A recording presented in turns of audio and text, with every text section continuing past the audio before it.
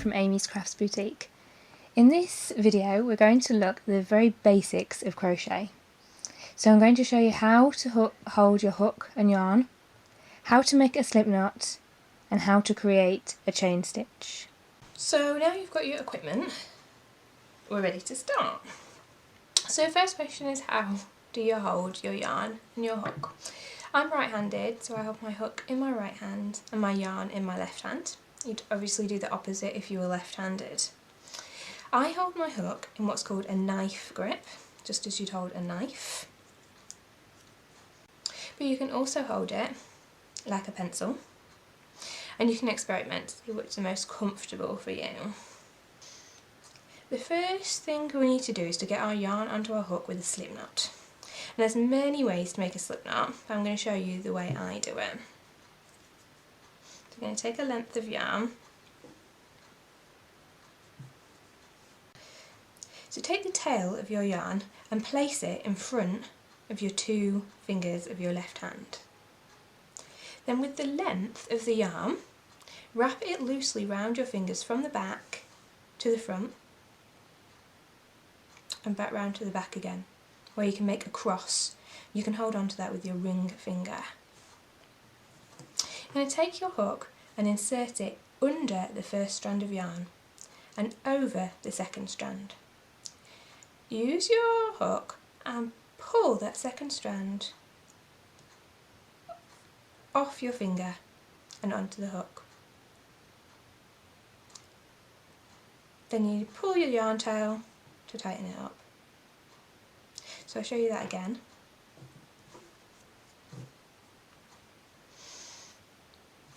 So wrap the yarn tail around your fingers, around the back, around the front, and around the back again. And secure that with your ring finger. Insert your hook under the first strand and over the second strand. Pull the yarn through.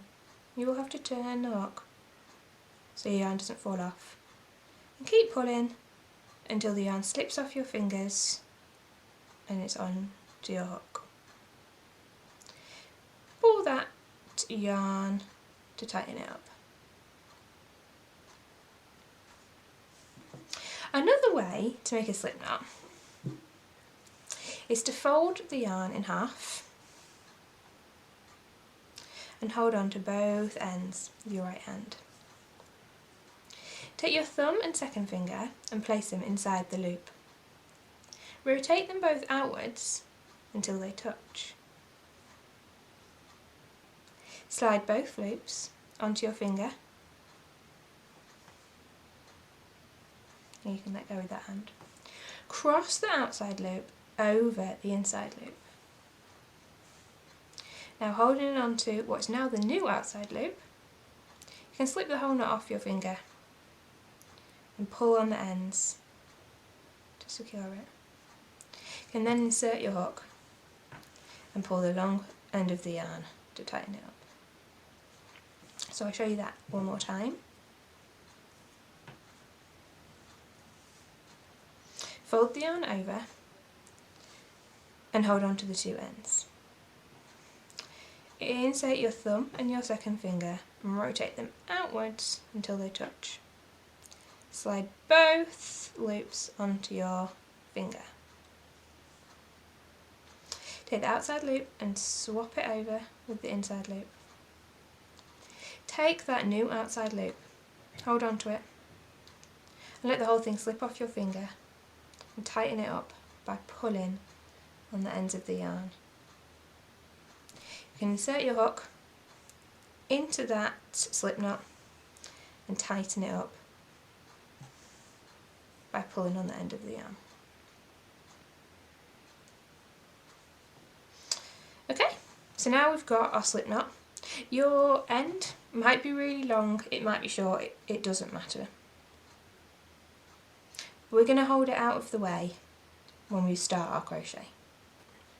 We need to make sure that this yarn isn't just floating around, so we need to have some tension when we hold it. Again, there's many ways you can hold your yarn, but I'll show you the way I hold it. So as I say, holding my yarn tail out of the way against my hook, I hold my yarn between my little finger and my ring finger, from the back to the front, close my little finger to hold onto the yarn, and then I twist my hand around and hold on to the yarn tail just underneath the slip knot. I then raise up my middle finger to create a little bit of tension. So, a few inches away from the hook, I hold the yarn between my little finger and my ring finger. I close my little finger around the yarn. You might need to move your hand a little bit down the wool, the yarn, rotate your hand, and then hold on to the yarn tail just underneath the slip knot and raise your middle finger to create some tension. So now we're ready to start our first stitch.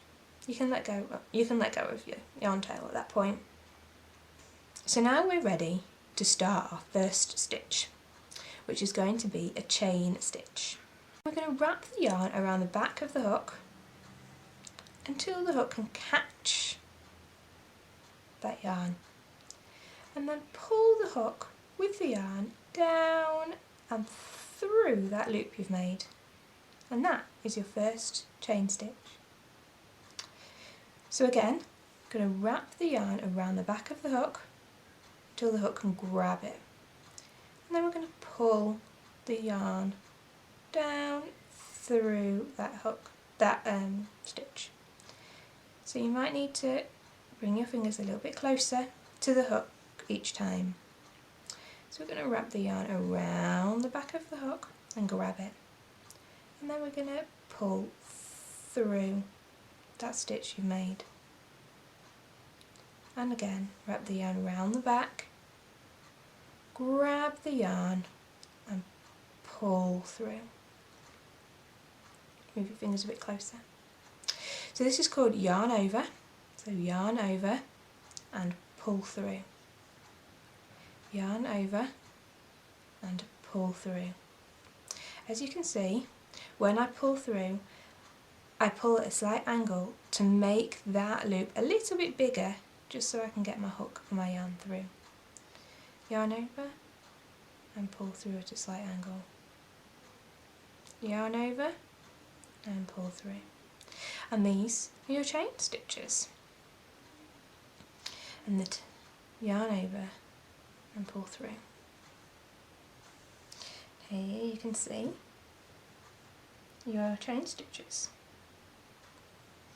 You want to try and make your chains equal size and not too tight, otherwise it will make your next stitches pretty difficult.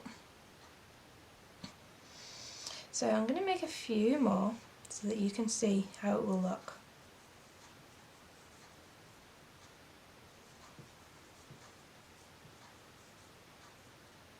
Okay. These are your chain stitches. It looks like a series of V's.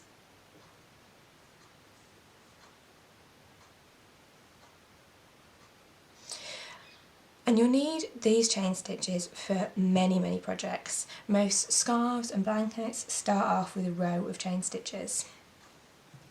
So if you want to practice these until you feel really confident with them, then we can move on to the next stitch. Thank you for watching this video. I hope you found it helpful. If you do have any questions, please feel free to post them below, and I'll try to answer them as soon as I can.